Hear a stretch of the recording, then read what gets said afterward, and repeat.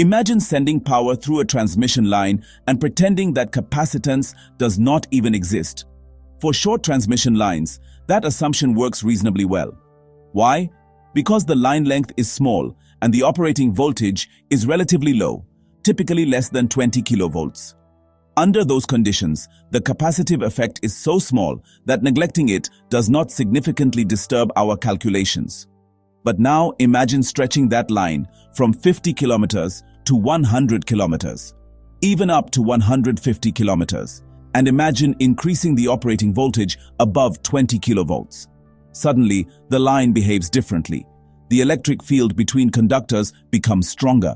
The distributed capacitance begins to draw noticeable charging current. Now, if you still ignore capacitance, your answers will not represent reality. That is exactly where medium transmission lines come into the picture. These lines generally have lengths between 50 kilometers and 150 kilometers and operate at voltages higher than 20 kilovolts.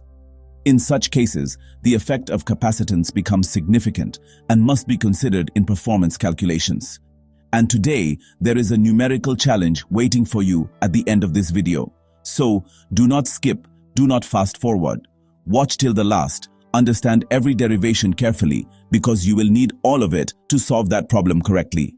Now, let me ask you something. If capacitance is physically distributed along the entire length of the conductor, why do we not model it as continuously distributed in every calculation? Why do textbooks simplify it? Think about that and tell me your answer in the comments. The reason is practicality. Although capacitance is uniformly distributed throughout the line, for simplifying calculations, we assume it is concentrated or lumped at one or more points. This approximation is called the localized capacitance method, and it gives reasonably accurate results for medium lines. There are three commonly used localized capacitance methods. One is the End Condenser Method. Second is the nominal T method. Third is the nominal pi method. Today, we will deeply understand the End Condenser Method.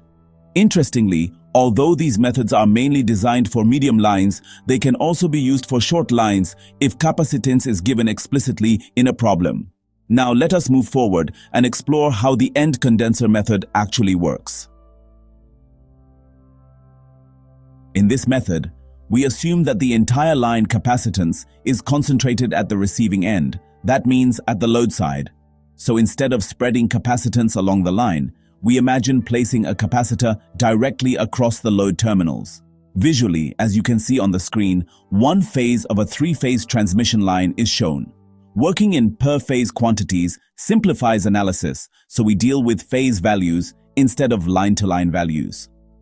The line has resistance per phase, denoted as R. It has inductive reactance per phase, denoted as XL. It has capacitance per phase, denoted as C. The receiving end voltage per phase is VR. The sending end voltage per phase is Vs. The load current per phase is IR. The receiving end power factor is cos phi R, and it is lagging. That means current lags voltage. Now, here is something important.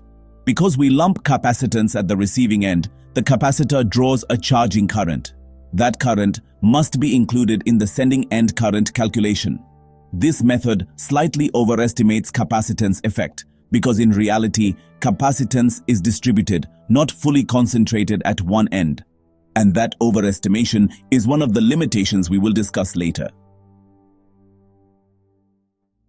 Now let us construct the mathematical model. We take the receiving end voltage, VR, as the reference phasor. That means VR equals VR plus J0. The load current IR is equal to IR multiplied by cos phi R minus J multiplied by IR multiplied by sin phi R.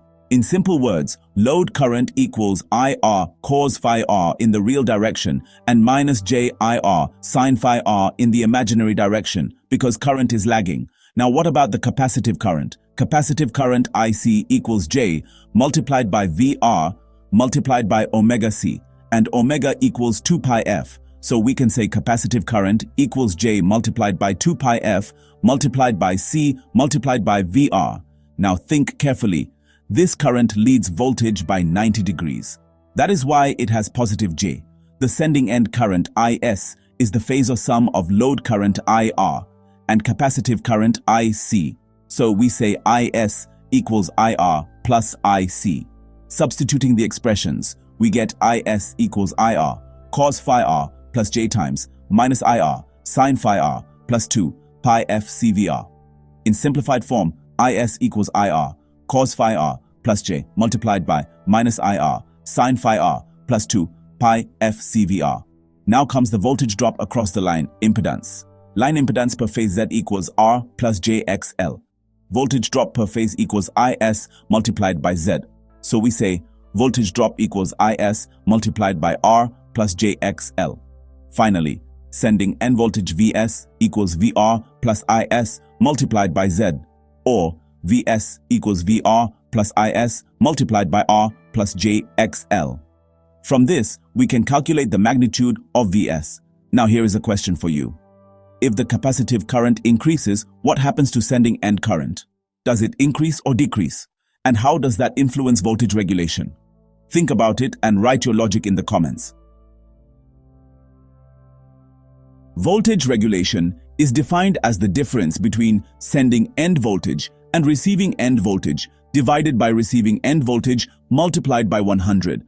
So we say percentage regulation equals Vs minus Vr divided by Vr multiplied by 100.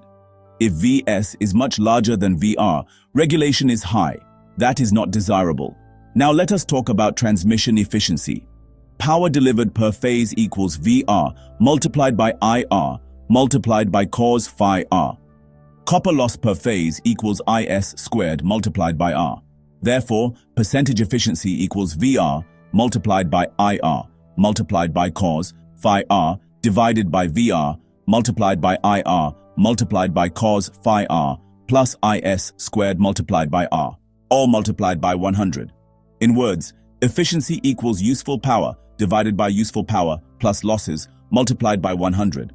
Now tell me in the comments which factor affects efficiency more strongly in medium lines, resistance or reactance, and why. Although the end condenser method is simple and convenient, it has drawbacks. Because the distributed capacitance is assumed to be lumped at one end, there is an error of around 10% in calculations. Secondly, this method overestimates the effect of capacitance. That means the charging current appears slightly larger than what actually happens in a real distributed system. So this method gives approximate but reasonably accurate results. Never forget this in exams or interviews. Now let us look at the numerical problem shown on the screen. A medium single-phase transmission line 100 kilometers long has resistance per kilometer equal to 0.25 ohm. Reactance per kilometer equals 0.8 ohm. Susceptance per kilometer equals 14 into 10 to the power minus 6 Siemens. Receiving end line voltage equals 66,000 volts. The total capacitance is assumed to be localized at the receiving end. The line is delivering 15,000 kilowatt at 0.8 power factor lagging. You are asked to determine the sending end current, the sending end voltage, the regulation, and the supply power factor. I want you to solve this completely. Post your final answers in the comments. I will personally check them. Let us see how many of you can solve this correctly without looking at the solution. Medium transmission line analysis is where power system engineering starts becoming intellectually exciting. Here we move from simple resistive drops to full phasor analysis involving resistance, inductive reactance, capacitive charging current, complex numbers, and vector addition. If you understood this method clearly, type End Condenser Mastered in the comments. If this explanation helped you, press the like button because it directly tells the algorithm that this content is valuable. Share this video with your classmates and colleagues who are preparing for exams. And most importantly, subscribe to Electrology. Your support through the thanks button and join button is extremely important. Running an educational engineering channel requires time, research, preparation, and consistent effort. When you use the thanks feature or become a member through the join button, you directly help in sustaining and improving the quality of this channel. In the next video, we will move toward other medium line models and compare their accuracy. Until then, keep learning, keep questioning, and keep engineering your future.